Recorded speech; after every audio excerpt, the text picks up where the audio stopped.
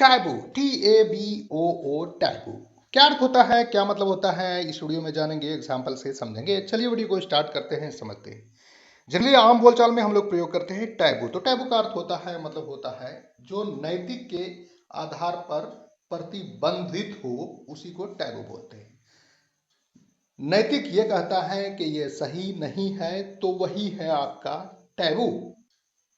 वर्जित, निषिद्ध, मना किया हुआ, जिसकी ममानियत हो, हराम चीज को टैबू बोलते हैं। निषेध, हराम कर दिया गया। कानूनी तौर पर वर्जित या धर्म के आधार पर जो मना किया गया है वो है टैबू। इंग्लिश में अर्थ होता है, मतलब होता है band on grounds of morality.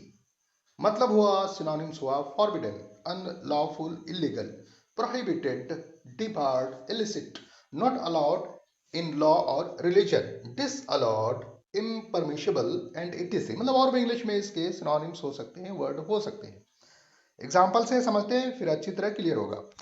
Generally बोलेंगे आम बोलचाल में तो इस तरह से शब्द को प्रयोग करेंगे, talking about money is a taboo in some cultures. कुछ कल्चर्स में, कुछ संस्कृतियों में रुपये पैसे के बारे में बात करना भी मना है, हराम है, टैबू है। अब आदिवासी लोग कहीं पर होंगे तो वो लोग रुपये पैसे से उनको कोई मतलब नहीं होता, वो जंगल में रहते हैं और अनाज का आदान प्रदान करके वो लोग काम चलाते हैं।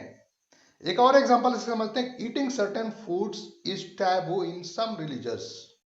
कुछ धर्मों में कुछ खाद्य पदार्थ खाना वर्जित हैं, जैसे पिग खाना किसी रिलीजन में वर्जित है। इसी तरह से और भी कई जानवर हैं या कोई खाना है, शराब पीना भी वर्जित है, तो ये टैबू है, हराम है। ठीक है, तो आपने टैबू शब्द को हिंदी इंग्लिश में एग्जाम्पल के साथ में अच्छी तरह से समझ लिया है। Thanks for watching educare desk.